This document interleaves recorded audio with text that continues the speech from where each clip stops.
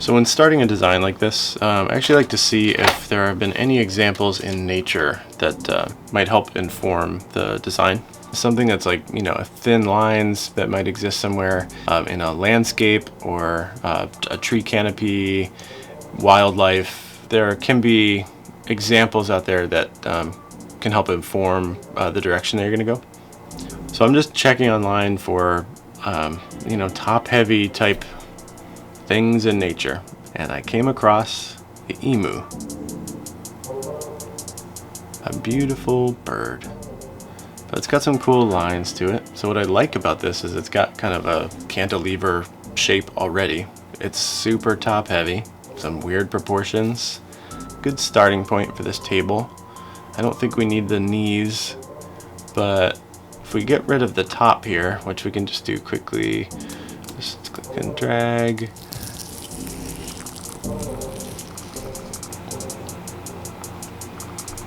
Okay, so that's our starting point. So after working on a few different drawings, seems like a cool approach would be to have an overhang over the couch arm. This will add 4.5 inches or so to that usable area up above.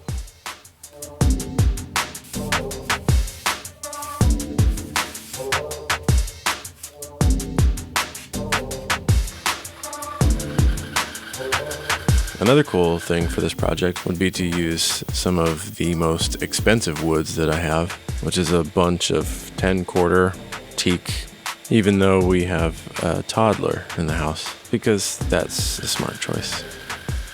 I was looking for something that has some nice straight grain to it, and I got, of course, the quarter sawn piece at the bottom of the pile, but this one looks like it'll do pretty well for this project. So I've got my 3 resawn boards here, and now I want to find a layout that kind of works best. I want to figure out how I want to wrap this grain around the box frame. And when it came time to make the panel, I'm just going to use some simple dowels in the glue up.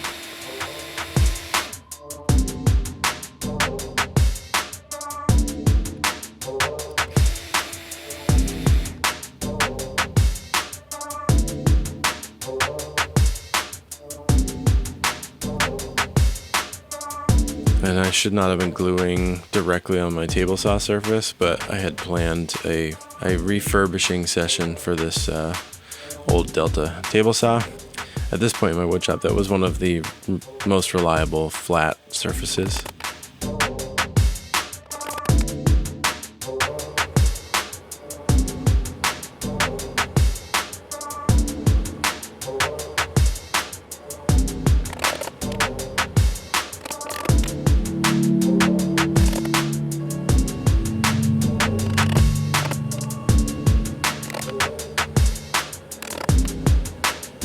And then I used a bunch of F-clamps to keep them together.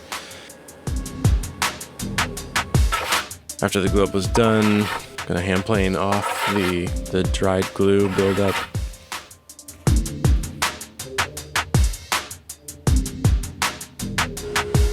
And now we're gonna cut our first chamfer for the frame of the upper box. So get the saw set to 45.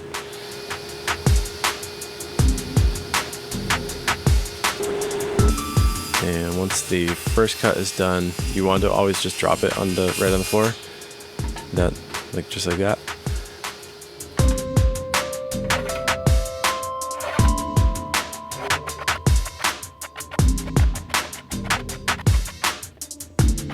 And now that surface is cleaned up, before we get into the miter glue up of that upper box, I wanted to put a chamfer on the front edge. This is into the end grain, front facing edge, that will make up basically the framing of the box. So I've got probably a 10-degree-ish cut happening here. You want to put this chamfer in now because later, it's not really possible without having to chisel a whole bunch. I had a lot of sanding ahead of me, so I was all right with using a dumbbell here to just pin this piece down to my table saw surface. And I'm going to prep for a 45-degree glue joint here. Before doing those, I always like to just painter's tape that edge. That way glue is not going to sneak out through the outer corner of the glue up.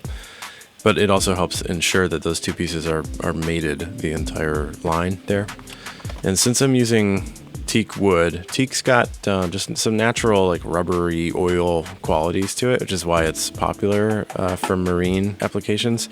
So before putting glue in, I always wipe it down with something like acetone. You kind of want to dry out the oils right at the surface of the glue joint. It's kind of like a best practices thing. I don't know how much improvement it actually provides to the joints, but something I do every time with solid teak. And this was an awkward clamping glue up. I actually found that the blue tape gave me just the right amount of tension to hold the piece in at that upper angle without having to wedge some like fixed clamps in an awkward angle.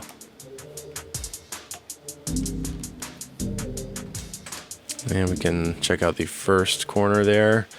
This will be the outer facing corner, kind of extended off of the couch. And then with that, I can cut my final upper dimensions here.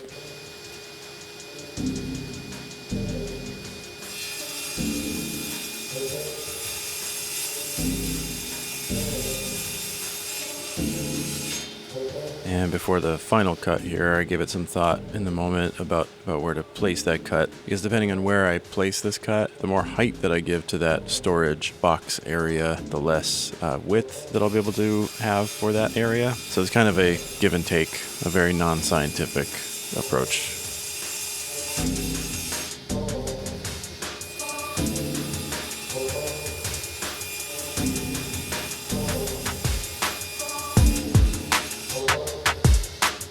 And then here's the next part of that 45-degree glue up. So what you're seeing on the right side, that upward facing tower thing, is actually the underside of the top surface, what will ultimately be the top surface.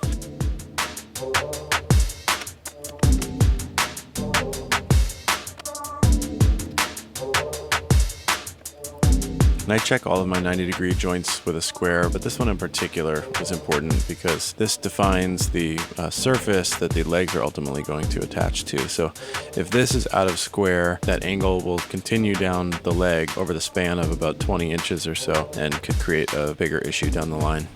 All right, so this is an issue that you'll run into when you have a chamfer running around a box that is not actually a closed frame. Rarely would you run into this. Rarely do you need that cantilever ledge up above, but I had thought about this for a while. How do I want to close that chamfer? I decided the best action is to just trace the straight edge that's created by the upper chamfer and continue that down the right wall in a straight cut until it meets the lower chamfer. It'll create its own little geometric feature, I guess. I did a test cut on that, so it's going to look like this, basically. I like that line that's created. It's got, just this angular quality to it that is relevant to this mid-century era.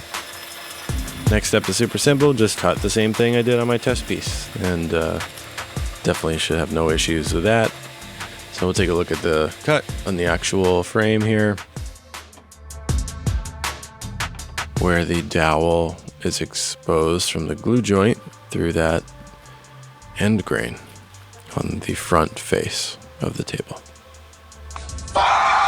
Right, so this was not the most fun mistake to make. I placed this dowel too close to the edge of that initial panel, and I just didn't keep it into account through the process. This is something you learn as you go. So the best way to approach this for repair typically would be to make a end grain veneer that we're going to need for the repair. You'd want your repair to run from edge to edge so that it would disguise your line, but all I have for this repair, because it's edge grain, is the little piece that I had just bandsawed off here to create this face. And that piece did not have the width to run edge to edge. So I have to disrupt this natural line and just create a straight edge against it. Just chisel out some space here, which killed me to do. This was terrifying at the time that I did it. It's an awkward space to chisel out to try to get a flat bottom to for a matching piece of veneer, but I did the best I could. I basically sized the narrowest narrowest edge of this thing to my smallest chisel at the time, which looks like a 1/4 inch chisel. And then out of that little cutoff piece that we had, I cut a mating veneer repair. I tried to keep as much body in that piece as I could to help with clamping, because edge grain, it just gets pulverized if it's too thin. It turns into dust. There's no spine to the wood that it holds its orientation. So this is going to be awkward, and I just, took my time sanding just little edges in order to wedge this piece in that I was hoping would be the exact mirrored cut of this exact face grain here. So with the glue joint, I just kind of carefully put glue into every surface here, knowing that that bottom face is just not 100% flat. So I want as much glue surface as I can get. And then once that was set in, I just took my time getting it into place. I'm gonna use a little shim here to protect myself from not hammering correctly and damaging the actual teak wood there. It would be just about as annoying as this edge grain issue. And I'll just use a little wedge here to create a surface to clamp up overnight.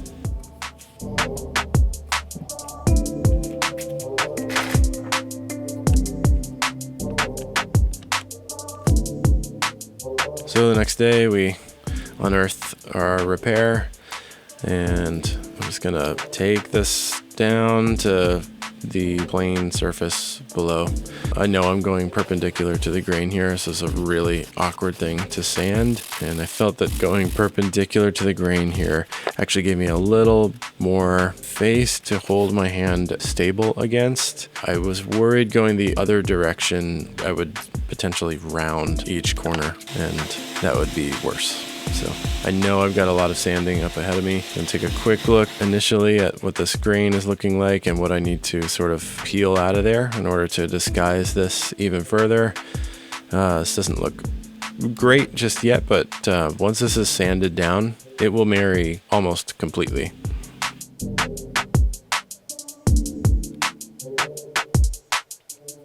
And now we're ready to complete this frame. For that, I'm doing 2 little dowels just to hold the orientation there. This is another sort of awkward surface to glue up and clamp up.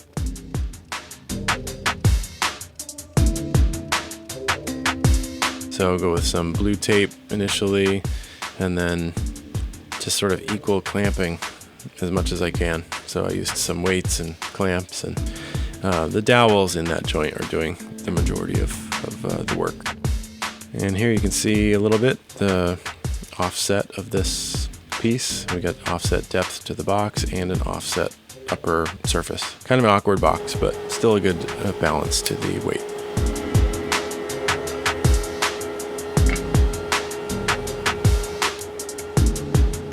And for all of those 45s, I decided to cut some spline keys out of just a contrasting wood. I'm going to go with walnut. Typically these are for strength. These glue joints are actually great. They're long grain on long grain, so this is a little more of an aesthetic choice, but it also will strengthen the joint. So I wanted them to look a little bit stitched, and I set the height of the table saw blade at different heights in order to create the different depths for my little spline triangles.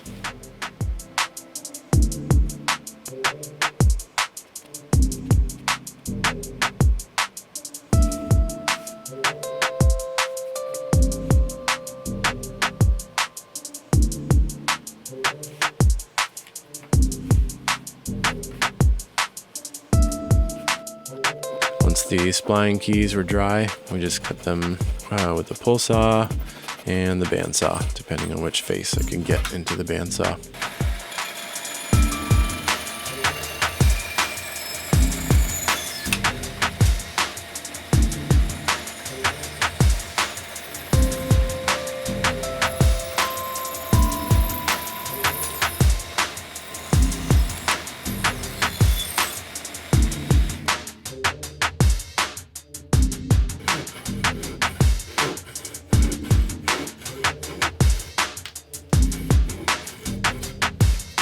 once we get these all trimmed down, I could take a first look at what this contrast was going to look like. Still got plenty of sanding ahead of me, but I think the contrast, that stitched look, is going to be kind of cool in the final piece. Now it's time to move on to the legs. So I wanted to use a really nice hardwood for this part of the build, and I've got this interesting acacia piece that I also resawed down and glued up a panel for so that I could get two sort of mated legs out of this material.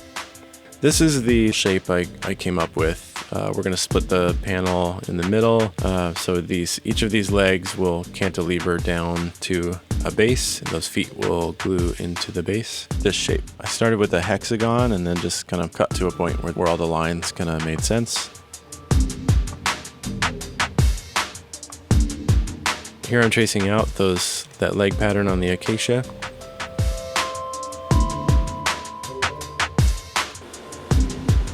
And I cut some MDF templates out of this design initially, just to really get an exact placement for this acacia.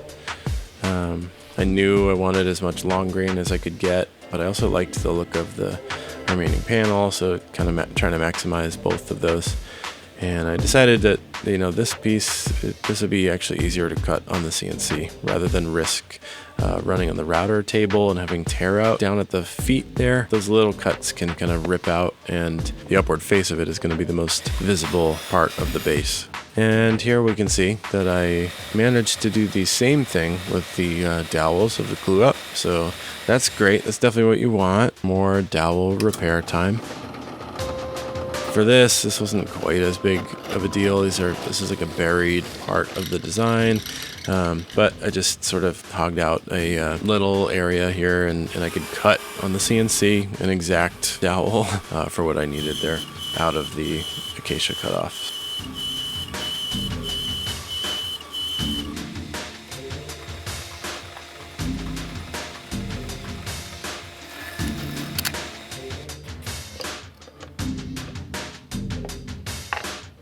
I didn't cut them quite deep enough, but with a little bit of extra material at the bottom of that pit, we can get this to fit perfectly. This is kind of interesting. This is the offcut of the acacia legs. So, I cut the contour of the legs out of a panel that I had made from acacia, but I ended up with these unexpected eyes in the middle of this panel. I don't know what to do with this. I've been hanging on to this since I completed this project that you're watching, which I completed a while ago, even though I just published this video.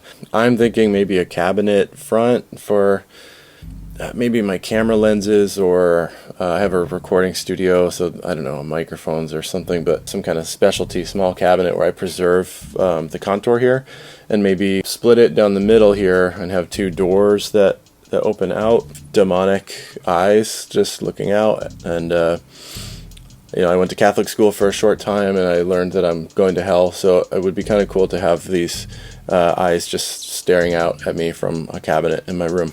I'm curious if anybody has any ideas what to make with this. In the comments, if anybody wants to chime in. I don't know, there's just not I haven't come up with a utility for this yet. And then out of the remaining piece of acacia, I'm cutting the base. So this straight grain is going to line up to the straight grain of the legs that were cut out of the initial panel that all this acacia was in.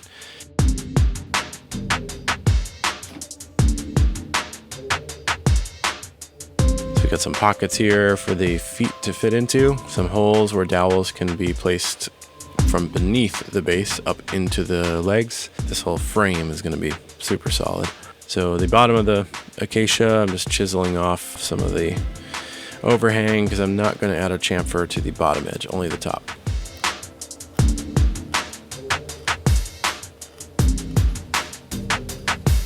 And now we're going to place the adjoining holes for the dowels. Those are coming through the base of the acacia.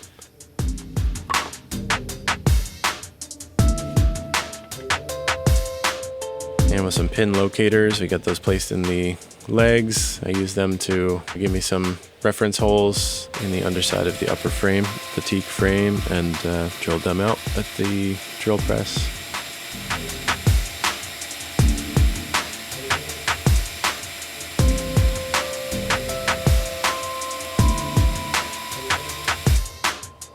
there we can see where the feet are going to go. And next is time for some sanding. I figured viewers want a little leg. When I'm working on projects like this with more rare hardwood or something with some special coloring to it, I like to save the dust as well as some shavings. They can come in handy in future projects. Now for the acacia glue up, the feet glue up. This is really satisfying. There's a good little glue joint here. I would have liked it a little bit tighter, but there's still plenty of tension here. Once the clamps are on, these pieces are not coming apart, particularly once the dowels are placed from the underside. They're really starting to look like some little emu feet.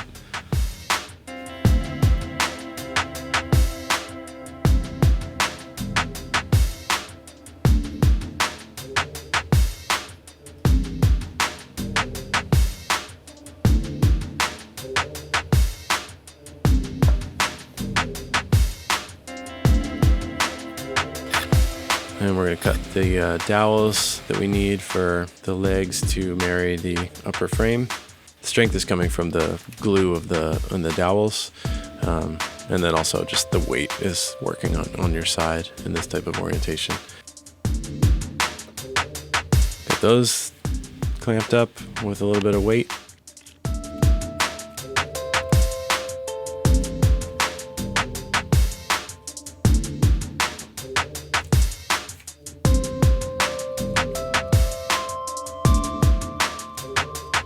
And after some finished sanding, it's time to just start getting some oil on the piece. So I'm going with Starbright teak oil.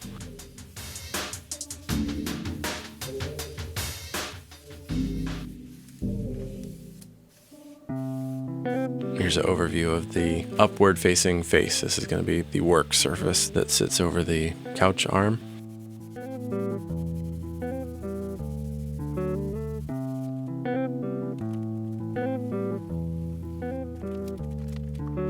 Nice shot here of the front face and the geometry of the front face. And some coloring of the acacia base here. This is such a nice wood. I really like working with acacia. Even though it's a little brittle feeling, it's got some interesting color to it. This little emu table is actually what kicked off my growing furniture business, and it was just a project that was made out of necessity for us. And using something random like an emu creates some limitations and makes the act of design a little more rewarding. I actually have a video coming up building a leg frame that I'm calling the Widow base. It's based on a black widow. It was a beautiful, weird piece of black walnut, and I used this base to support a piano that I also built. I've got a build video coming up for the leg frame as well as that entire Rhodes style piano project. So feel free to subscribe here and check that out when we post it. And we get some sun on it to start drying the coats of oil. The last little bit of this project was to set this acrylic wing into the teak below. Somehow I lost the footage, or I didn't record it, but the last step was to cut a dado into the underside of the teak and then make a matched length piece of acrylic out of that will inset into the dado, and I epoxied this into place. This is a continuation of the hexagon design from the base of the table. And the benefit of using the acrylic, one, it is what grabs the couch arm, but the larger benefit is that because it's clear, it continues the color of the couch arm, and it doesn't create a distracting extra element in the table that would take away from the actual wood of the table. And I really didn't want to see any other element aside from the top surface along that couch arm.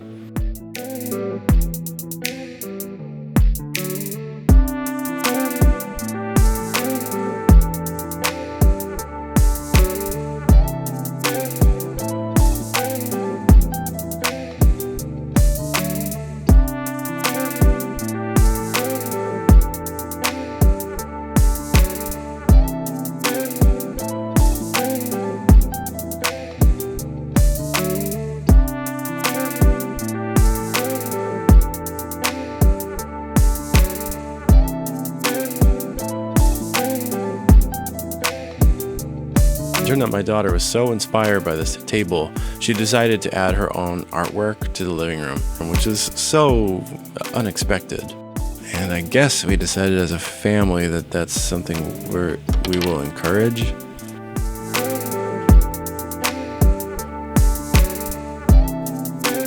So yeah, project turned out.